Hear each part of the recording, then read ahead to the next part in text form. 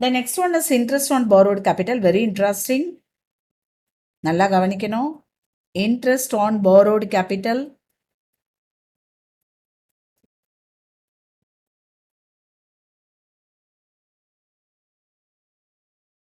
See, interest on borrowed capital. இங்க வந்து there are three conditions. Number one is the assessee must have borrowed money. Assessee தான் borrow பண்ணிருக்கணும். The money so borrowed must have been used for the purpose of business or profession. Business or professional யூஸ்க்கு தான் நம்ம use பண்ணியிருக்கணும், பர்பஸ்க்கு தான். Then அதுக்கு வந்து the assessee must have incurred interest, அதுக்கு இன்ட்ரெஸ்ட் பே பண்ண வேண்டியது இருக்கணும். இன்ட்ரெஸ்ட் ஃப்ரீ லோனாக இருந்தால் இந்த பாயிண்டே வராது. புரிஞ்சிருச்சா? ஸோ முதல்ல பாரோ பண்ணியிருக்கணும், அசஸி தான் பாரோ பண்ணியிருக்கணும். அடுத்து வந்து அது வந்து பிஸ்னஸ் ஆர் ப்ரொஃபஷனல் பர்பஸ்க்காகத்தான் இருக்கணும். அண்ட் தேர்ட் ஒன் அதில் இன்ட்ரெஸ்ட் பே பண்ணும். ஸோ இந்த த்ரீ கண்டிஷன்ஸும் சாட்டிஸ்ஃபை ஆகுச்சுன்னா it is allowed. Number one is assessee borrowed.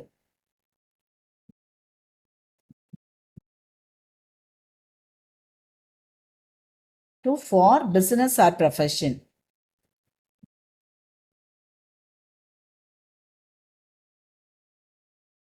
And third one is interest must be paid. Paid or payable, whatever. So these are the three conditions. The three conditions satisfy ஆகுச்சுன்னா allowed. ஏன்னா வெளியில் வாங்கியிருக்காங்க, borrow பண்ணியிருக்காங்க, borrowed capital. அதே மாதிரி இங்கே என்ன செய்வாங்கன்னா, ஒரு யூனிட்டுக்கு தேவைக்கு இன்னொரு யூனிட் வந்து லோன் கொடுக்கும். அதாவது யூனிட் ஒன், இப்போ அசஸ்சி எக்ஸுங்கிறவருக்கு 2 யூனிட், 2 கம்பெனி இருக்குது. So company one, company two. Company ஒன்னோட தேவைக்கு கம்பெனி டூ லோன் கொடுக்கும், கம்பெனி டூவோட தேவைக்கு கம்பெனி ஒன் லோன் கொடுக்கும். 2 பேரும் interest on borrowed capital less பண்ண அலோ பண்ண மாட்டாங்க. நல்லா ஞாபகம் வச்சுக்கோங்க, ரொம்ப இம்பார்ட்டன்ட் பாயிண்ட்.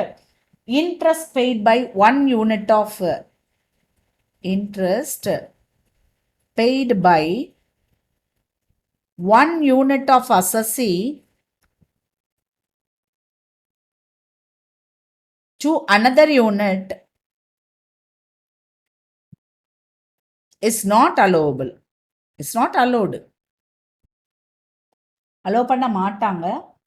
அடுத்து interest paid to relative. Interest paid to ரிலேட்டிவாக இருந்ததுன்னா, ரிலேட்டிவ்கிட்ட லோன் வாங்கியிருப்போம் இல்லையா, அப்படி இருந்ததுன்னா it is allowed. But excess interest is not allowed. அதாவது இப்போ வெளியில் வாங்கினா 16%னா அந்த 16% அலோடு. நீ இவனுக்கு 25% கொடுத்தேன்னா அந்த 9% not allowed. Excess interest not allowed. Normal interest is allowed, ஞாபகம் வச்சுக்கோங்க. அதுக்கடுத்து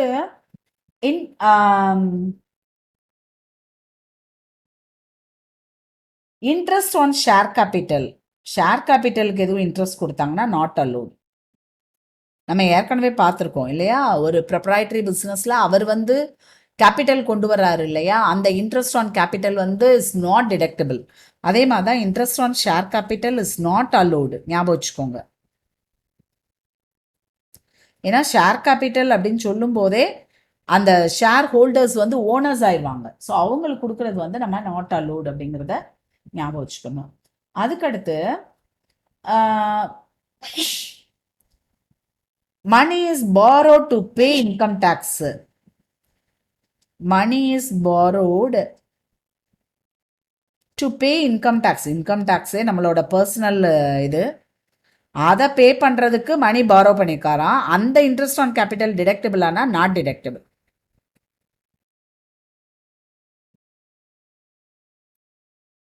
அடுத்து interest paid outside India not allowed.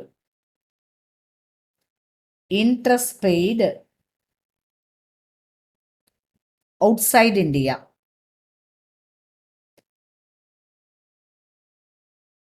Not allowed.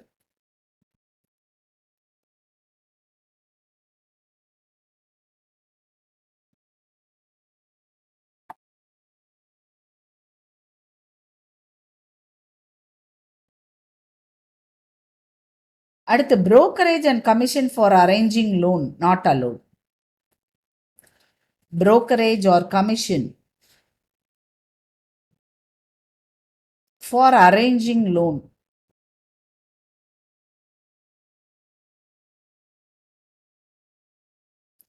Not allowed. ஞாபகம் வச்சுக்கோங்க. ஓகேவா? ஃபைன்.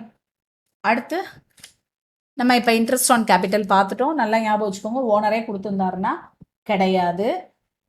மற்றபடி வெளியில் அவுட் சைடர்ஸ்ட்டை வாங்கியிருந்தோம்னா, ரிலேட்டிவ்கிட்ட வாங்கினா கூட நார்மலாக கொடுக்குறோம்னா ஒன்றும் இல்லை. எக்ஸஸ் பேமெண்ட் இருந்தால் மட்டும்தான் நாட் அலோடு. சரியா? அடுத்த ஹெட்டிங் வந்து கான்ட்ரிபியூஷன் டுவர்ட்ஸ் ஆர்பிஎஃப்.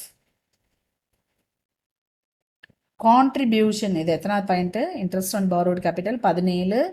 ஸோ 18வது point. Contribution towards RPF and superannuation fund.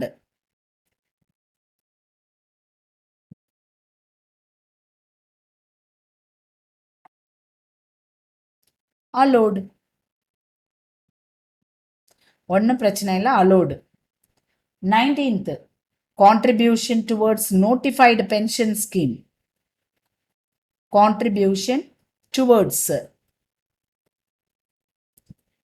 notified pension scheme.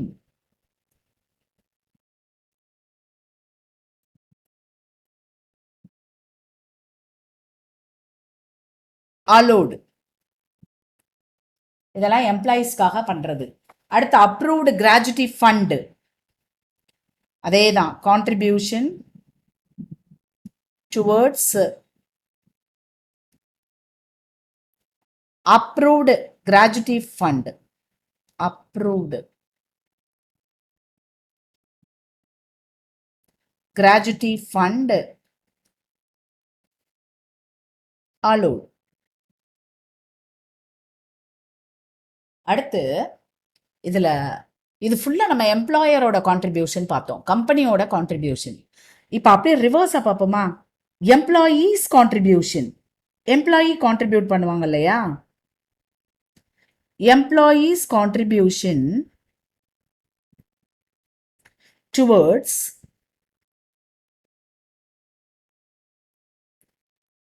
Staff welfare scheme. நான் ஃபுல்லா சொல்லிட்டேன், பட் இதுக்குள்ள என்னெல்லாம் வரும்னு நான் எழுதுறேன் பாருங்க. ஸ்டாஃப் வெல்ஃபேர் ஸ்கீமுக்காக எம்ப்ளாயியோட கான்ட்ரிபியூஷன் ப்ராவிடென்ட் ஃபண்டாக இருக்கலாம், சூப்பர் ஆனுவேஷன் ஃபண்டாக இருக்கலாம்.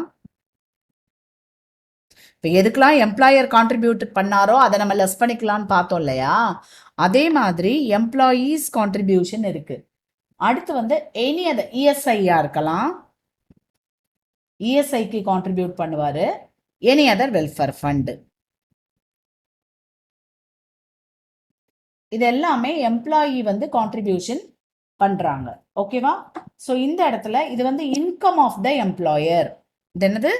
Income of the employer. எம்ப்ளாயரோட இன்கமா எடுத்துக்கணும்.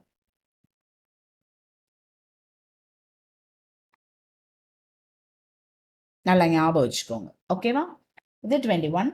அதுக்கடுத்து allowance in respect of dead or useless animals. இனிமே அது யூஸே ஆகாது, பால்லாம் கொடுக்காது அப்படிங்கிற மாதிரி இருந்ததுன்னா 22nd allowance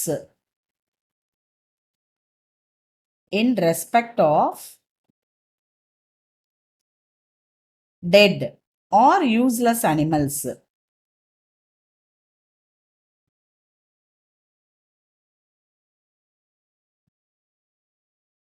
நல்லா கவனிங்க, இதுக்கு எப்படி கண்டுபிடிக்கணும்னு. காஸ்ட் ஆஃப் அனிமல் மைனஸ் ஏதாவது நமக்கு கிடைக்கும் இல்லையா, வித்து வரும்ல, ஸோ அந்த அமௌண்ட்டை வந்து நம்ம என்ன செஞ்சுக்கணும்? லெஸ் பண்ணிக்கணும். அவ்வளோதான். Amount realised.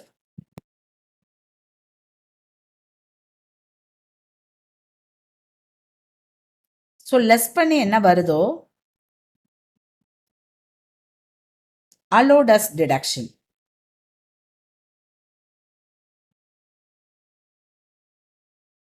ஞாபகம் வச்சுக்கோங்க. ஓகேவா? The next one, very interesting topic, bad debts. Bad debts number 23. Bad debts எல்லாருக்கும் தெரியும், bad debts allowableனு. ஸோ இதில் எதுவுமே சொல்லி கொடுக்க தேவையில்லை, அலோடு. ஏன்னா பிஸ்னஸ்க்காக வர லாஸ் தான் அது. ஸோ கண்டிப்பாக நமக்கு அலோடு பேட் டெட்ஸ், ஓகேவா? ஆனால் அடுத்து at the same time bad debts recovered. எப்படி பேட் டெட்ஸ் அலோடோ அதே மாதிரி பேட் டெட்ஸ் ரெக்கவர்டு வந்து நம்ம கண்டிப்பாக டாக்ஸபிள். ஸோ இதில் என்ன செய்கிறாங்கன்னா, எப்படி கண்டுபிடிக்கிறாங்கன்னா, முதல்ல பேட் டெட்ஸ் ரெக்கவர்டு எவ்வளோன்னு எழுதிக்கிறாங்க. இந்த வருஷம் எவ்வளோ ரெக்கவர் பண்ணிக்கோம் லெஸ் பேட் டெட்ஸ். இந்த வருஷத்துக்குரிய பேட் டெட்ஸ் எவ்வளோன்னு பார்க்குறோம். அதை லெஸ் பண்ணிட்டு பேலன்ஸ் அமௌண்ட் இருக்கு இல்லையா, this one is taxable. Taxable, okay, அவ்வளோதான். அதுக்கு அடுத்து 25th point, provision for bad debts. நல்லா கவனிக்கணும். Provision for bad debts not allowable as deduction. இது வந்து நமக்கு என்ன கிடையாது, எக்ஸ்பென்சஸோ இதுவோ கிடையாது. Provision for bad debts, bad டெட்ஸ்க்கா ப்ரொவிஷன் எடுத்து வச்சுக்கோ. It is not allowable, but some cases it is allowable. யார் யாருக்குன்னு சொல்றேன். ஷெட்யூல்டு பேங்க், பேங்க்குக்கு மட்டும் scheduled bank 8.5% of total income.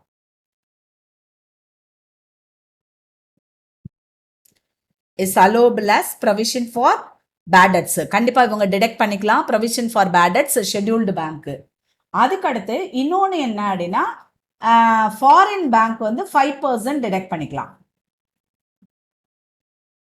Foreign bank 5% of total income. Okay, fine. Next அடுத்த point, deduction in respect of special reserve. Some conditions இருக்கு, அந்த கண்டிஷன்ஸை satisfy பண்ணுச்சுன்னா ஸ்பெஷல் ரிசர்வ் வந்து நம்ம டிடெக்ட் பண்ணிக்கலாம்.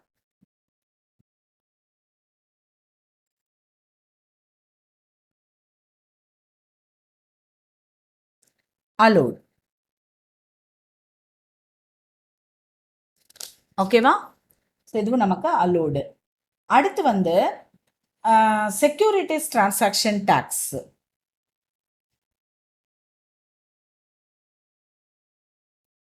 இதெல்லாம் கண்டிப்பாக உள்ள இருக்கும் நம்மளோட ப்ராப்ளத்தில். ஸோ ப்ரொவிஷன்ஸை ஒழுங்காக பார்த்துட்டு போங்க. எஸ்டிடின்னு சொல்லுவாங்க, allowed.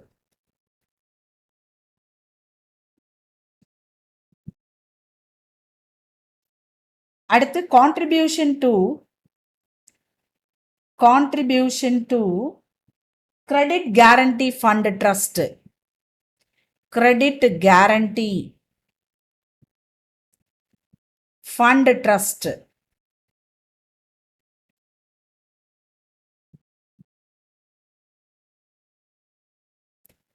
allowed. Then 29, commodities transaction tax. Commodities transaction tax allowed.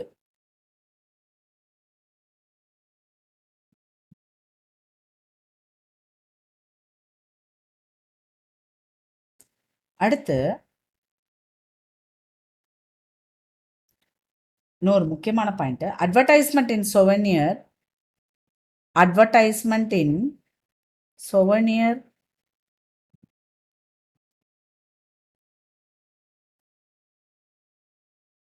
Of political party. Political பார்ட்டியோட இதில் அட்வர்டைஸ்மெண்ட் கொடுத்துருக்காங்க, சொவனியரில் அட்வர்டைஸ்மெண்ட் கொடுத்துருக்காங்கன்னா டிஸ்அலோடு. நல்லா ஞாபகம் வச்சுக்கோங்க, டிஸ்அலோடு. ஸ்டார் மார்க் போடுறேன், ஓகே, ஸ்டார் மார்க், டிஸ்அலோடு. அடுத்து இன்ட்ரெஸ்ட், அதுக்கப்புறம் royalty, fees for technical services payable to non resident is disallowed. Interest, அடுத்து royalty, fees for technical services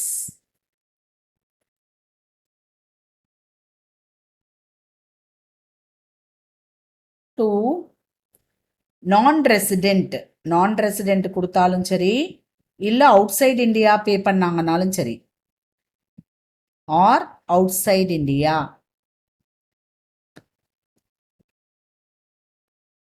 நல்லா கவனிங்க, டிஸ்அலோடு கிடையாது. ஓகேவா? நெக்ஸ்ட் ஒன், இதெல்லாம் வந்து ப்ராப்ளம் ஓரியன்டா நம்ம கண்டிப்பா வரும். ஸோ நல்லா தெரிஞ்சு வச்சுக்கோங்க.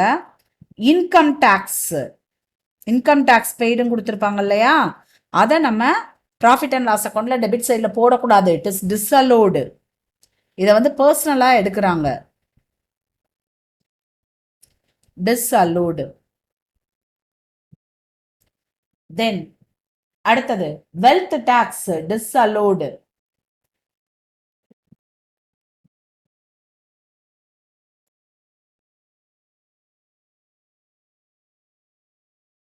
அடுத்து payment made to relatives in excess of requirement. இப்போ ஒரு என்னோட ரிலேட்டிவ் சிஎம்ஏவா இருக்காங்க, என் கம்பெனியில் நான் அப்பாயிண்ட் பண்ணுறேன். அப்போ நார்மலாக வந்து நான் மந்த்லி 2 lakhs கொடுப்பேன் சிஎம்ஏக்கு. அவங்களுக்கு வந்து நான் 4 lakhs கொடுக்குறேன் அப்படின்னா அந்த எக்ஸ்ட்ரா கொடுக்குற 2 lakhs வந்து taxable, not deductible. So payment made to relatives in excess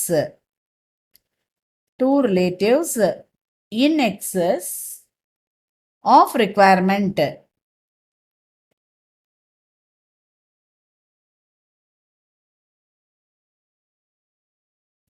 Disallowed. அதை அலோ பண்றது கிடையாது. இது போக நீங்க நல்லா ஞாபகம் வச்சுக்கோங்க, ஏற்கனவே நம்ம பார்த்தோம். இன்கம் சைடில் நல்லா கவனிக்கணும். இன்கம் சைடில் இன்கம் ஃப்ரம் ஹவுஸ் ப்ராப்பர்ட்டினோ இன்கம் ஃப்ரம் அதர் சோர்சஸ், அதுக்குரிய எந்த இதுனாலும் சரி, அது கேஷுவல் இன்கமாக இருக்கலாம், அதாவது winning from lottery, card games, horse races, அப்புறம் இப்போ என்ன டிவிடெண்ட் ஆன் ஷேர்ஸு, இல்லை இன்கம் ஃப்ரம் அதர் சோர்ஸ்னே கொடுத்துருக்காங்க. எப்படி கொடுத்துருந்தாலும் நம்ம வந்து என்னது கிடையாது, அந்த இன்கம்மை எடுக்கக்கூடாது. அதே மாதிரி அதுக்கு சம்பந்தப்பட்ட எக்ஸ்பென்சஸ் நம்ம கொடுத்துருக்காங்க அப்படின்னாலும் அதையும் நம்ம எடுக்கக்கூடாது. ஓகேவா? இப்போ for example income from house property இந்த சைடு இருக்குன்னு வச்சுக்கோங்க, அதுக்குரிய முனிசிபல் டேக்ஸ் இந்த சைடு கொடுத்துருப்பாங்க. ஸோ அப்படி கொடுத்துருந்தாங்கன்னா நம்ம எடுக்க கூடாது. ஓகேவா? ஸோ இது எல்லாமே நீங்கள் ரொம்ப மைண்டில் நல்லா வச்சுக்கணும். பாருங்க. Okay, thank you so much. இந்த கொஸ்டின் நல்லா பார்த்துட்டு வாங்க, அப்படின்னா தான் ப்ராப்ளம் போட முடியும்.